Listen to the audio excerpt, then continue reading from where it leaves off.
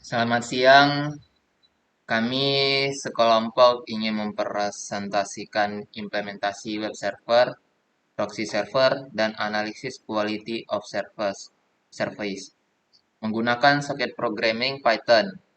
Di kelompok ini terdiri dari 3 orang, yaitu ada saya sendiri, Muhammad Ihsan Sinaga, dan ada Rafli Adinata Prayoga, dan Gianluigi Adras Putra Butar-Butar.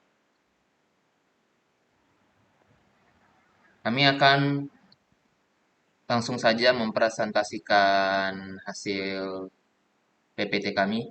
Slide, next slide. Oke, di latar belakang perkembangan jaringan komputer memungkinkan pertukaran informasi secara cepat melalui sistem client server.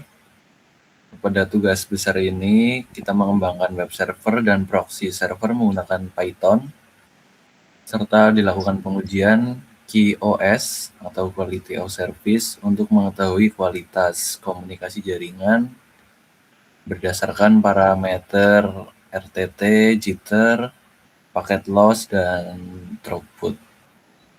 Pada arsitektur, sistem menggunakan arsitektur client server yang terdiri dari client, proxy, dan web, dan UDP Echo Server. Klien mengirimkan request melalui proxy yang berfungsi sebagai perantara dan penyimpan cache sebelum diteruskan ke web server. Selain itu, UDP digunakan untuk pengujian QoS dengan komunikasi berbasis protokol UDP. Oke, di sini ada programnya. Ada 3 file, yaitu webserver.py, proxy.py, dan client.py, yang masing-masing dikerjakan satu orang anggota kelompok. Web server PY dikerjakan Gianluigi, proxy.py saya sendiri, Rafli Adinata, dan client.py Muhammad Ihsan Sinaga. Kita langsung run programnya aja di web server.py.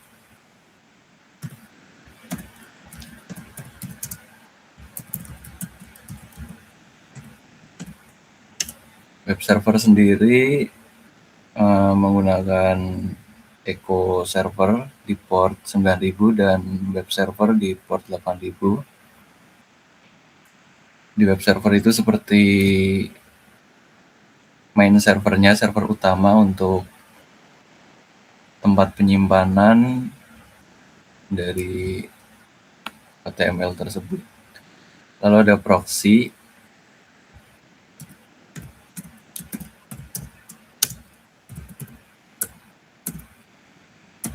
.py. Nah, proxy di sini aktif di port 8000, itu bertugas sebagai perantara dari klien untuk mengambil request dari web server dan web server untuk merespon ke klien. Di sini juga proxy PY bertugas sebagai proxy cache, yaitu untuk menyimpan respon dari web server agar klien langsung mengambil datanya dari proxy.py, agar tidak usah pergi ke web server lagi. Kita lanjut ke klien.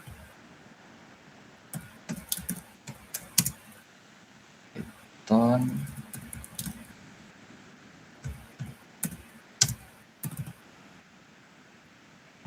Apa ya, lupa. Kita menggunakan mode TCP. Di sini klien meminta berkas indeks HTML yang diteruskan dari proxy diambil dari web server lalu diteruskan lagi ke klien.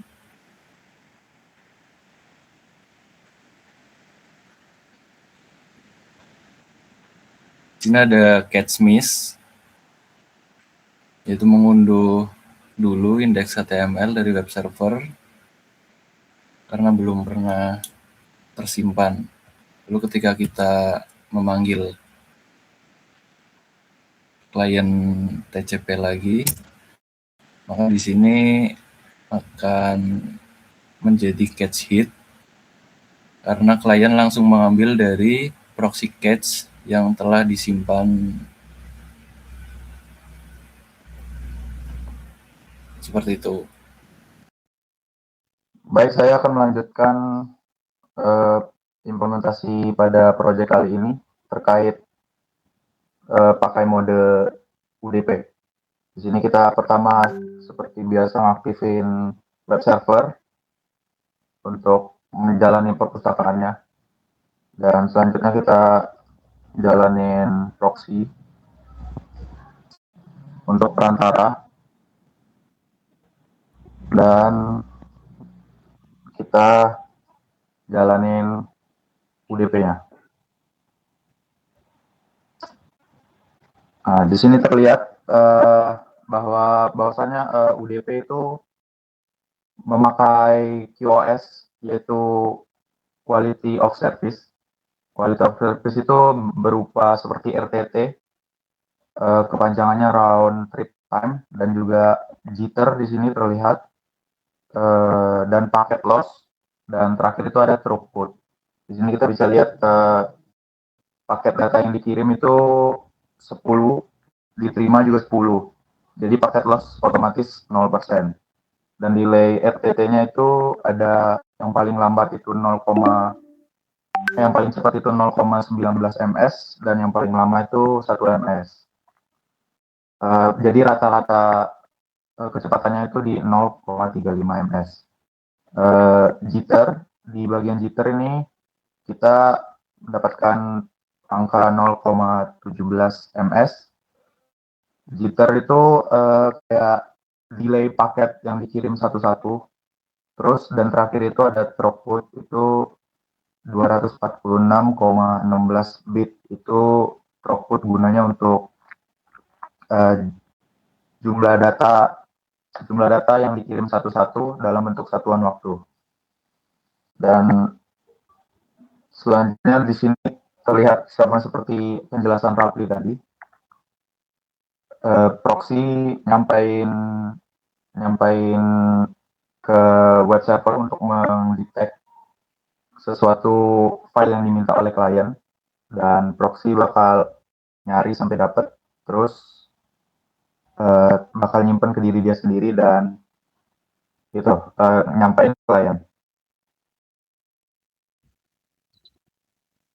Oke, saya lanjutkan terkait UDP, tapi ini bedanya kita nyambungin ke Wireshark. Di sini seperti biasa kita hidupin web servernya, dan selanjutnya itu proxy-nya juga. Oke, ini sama seperti sebelumnya, portnya 8080 di proxy. Sebelum kita menjalankan operasi pakai mode UDP, kita masuk ke Wireshark dulu. Oke, di sini kita pilih adapter for loopback traffic capture. Oke, tunggu dia jalan. Nah, di sini biarkan di jalan, dan kita ngeran sembari jalan, kita ngeran kode sama seperti sebelumnya.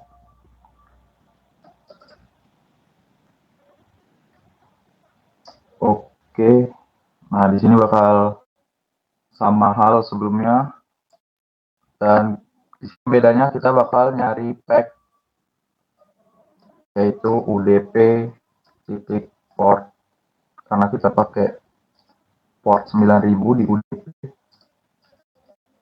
jadinya kita cari. Nah, di sini sama halnya seperti di sini ada 10, ada paket-paketan. Nah, di sini juga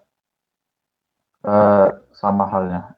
Di sini terlihat di bagian page 13 itu yang awalnya portnya 61.729 itu bakal ke ekspor menjadi 9.000 karena dia bakal ngirim ke klien. klien kita portnya 2000.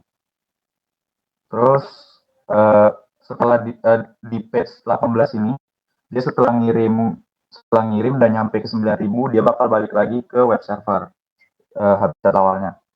Oke. Dan setelah itu sama halnya semuanya begitu. Dan ya, sekian, terima kasih dan akan dilanjutkan oleh Ihsan. Baik, di sini akan saya lanjutkan untuk penjelasan tentang TCP dan TCP melalui WireShark dan HTML, set HTML-nya. Baik, di sini kita akan mulai dulu mengaktifkan TCP-nya. Sini.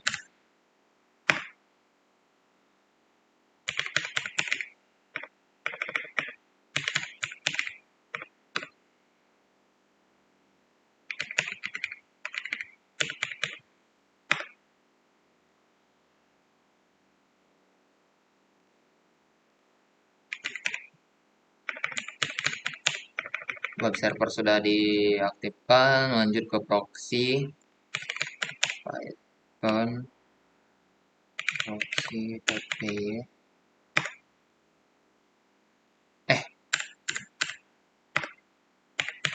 Python proxy. Oke. Nah, sudah diaktifkan di port 8080. Lanjut, di sini kita aktifkan juga kliennya ya.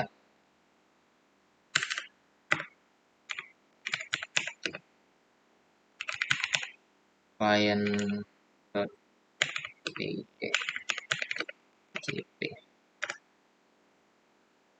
Nah, di sini klien meminta berkas ke proxy. Nah, di proxy juga sudah dijelasin case-nya miss dan jika klien meminta kembali, case-nya bakalan hit karena sudah tersimpan di web server apa yang diminta. Oke. Di sini saya lanjut untuk mengaktifkan ke ini ke Wireshark ya.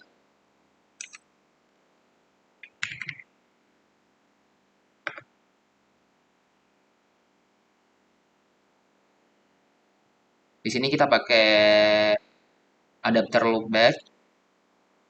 Nah, di sini tuh Wireshark itu seperti CCTV, dia hanya mengamatin data-data yang lewat. Dia tidak mengubah apapun dan menghapus apapun dan sebagainya lainnya. Jadi hanya jalur yang lewat saja. Nah, di sini kita pakai TCP, TCP port 80 ya, 8080. Karena tadi portnya 8080, kita enter. Nah, di sini belum ada terjadi apa-apa. Nah, fungsi di sini Wireshark kita akan masuk ke program HTML-nya ya. Program HTML. Ke Chrome.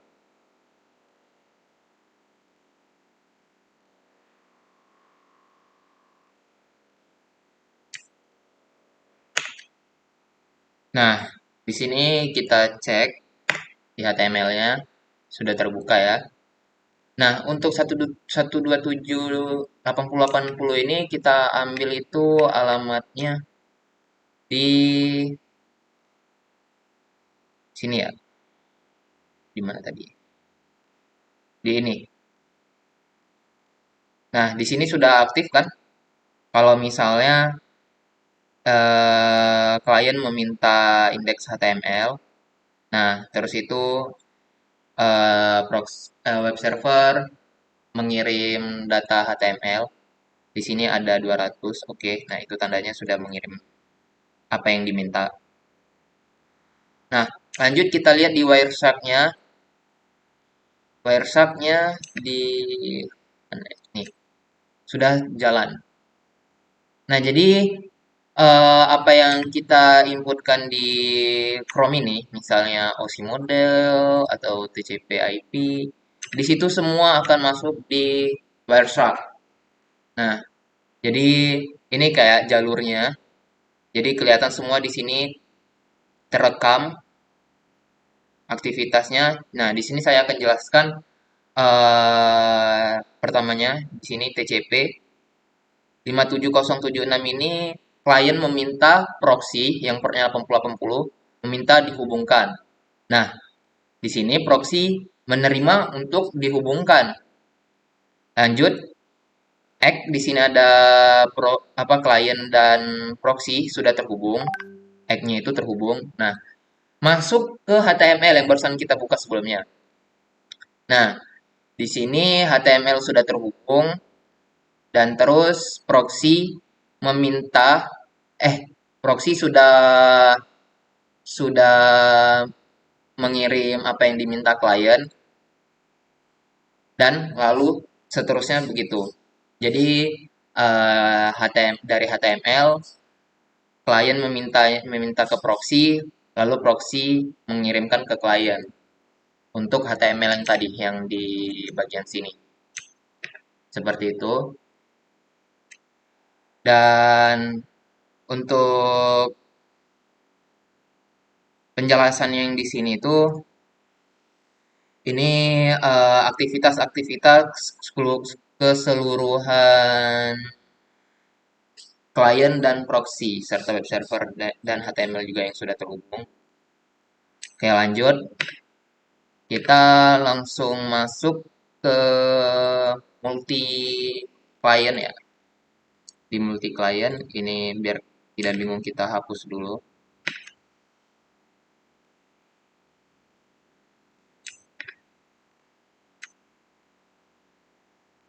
Ini kita matikan dulu.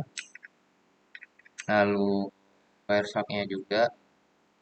Karena kita hanya mengetes multi client. Oke, di sini kita hubungkan multi kliennya. Sebelumnya itu kita harus ngapus cache-nya dulu biar tidak terjebak di index. Lalu kita buka terminal. Kita aktifkan web servernya.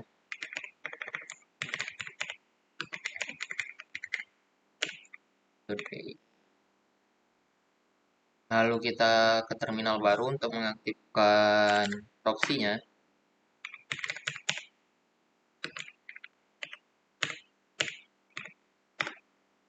Setelah aktif, baru kita ke kliennya. Nah, di sini kita akan split sampai 5 klien. Klien HTML. Karena di sini ada 5 HTML ya. Baik, mari kita tes.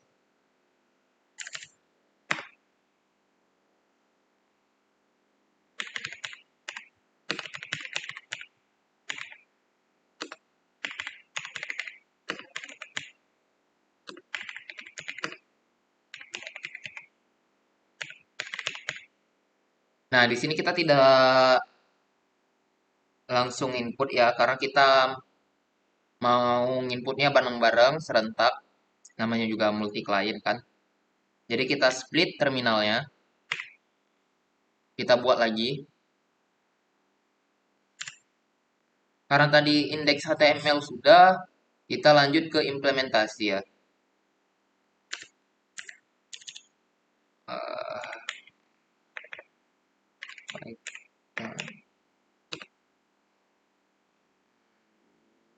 Client.py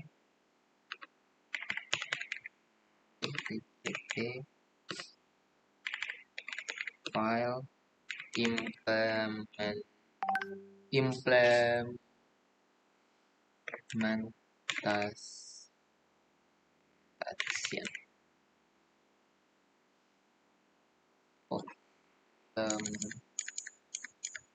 sebentar implementation.html.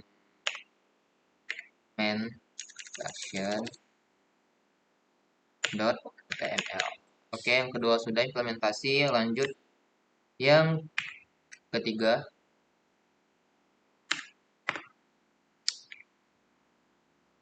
Python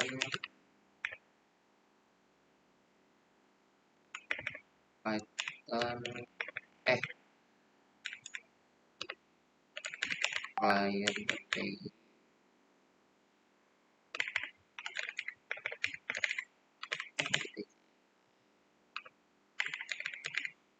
File OC. Lanjut sip yang keempat, Python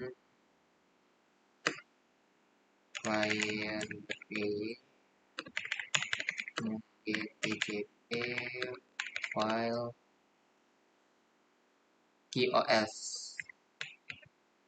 HTML. Lanjut yang kelima,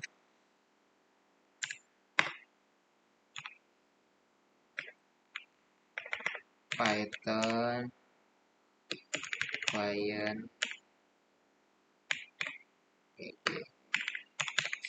tcp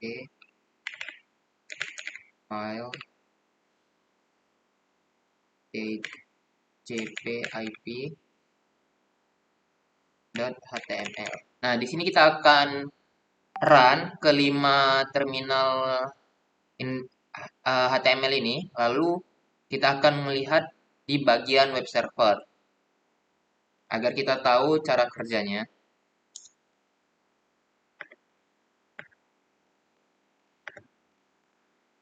Nah, di sini sudah mulai klien meminta, langsung kita ke web server. Nah, di sini ada historinya.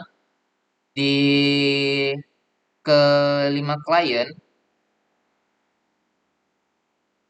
sebentar, sepertinya ada salah klik.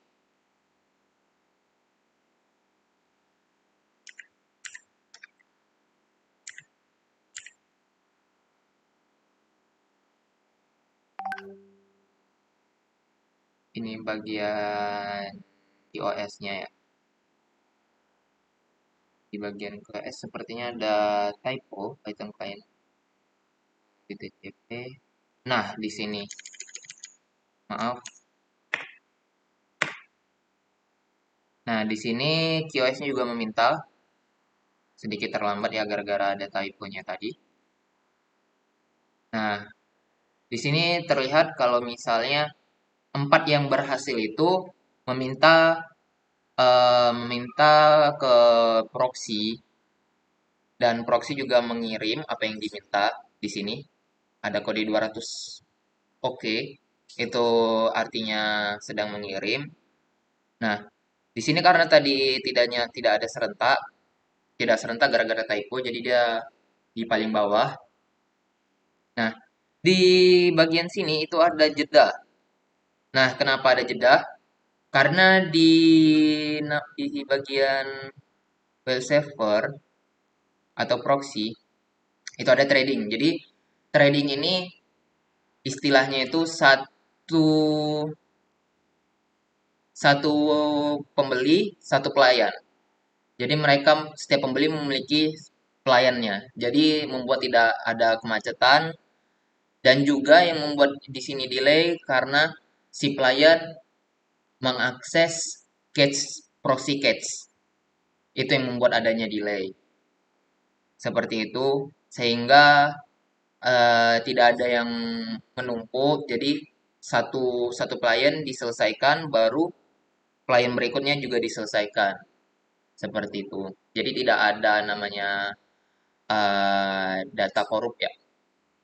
Sekian untuk penjelasan TCP dan TCP wiresub ke HTML juga, dan juga ke multi client. Sekian untuk presentasi kali ini. Terima kasih dan selamat siang. Mohon maaf jika ada kesalahan kata dan kurangnya presentasi ini. Jika tidak sempurna, mohon dimaafkan.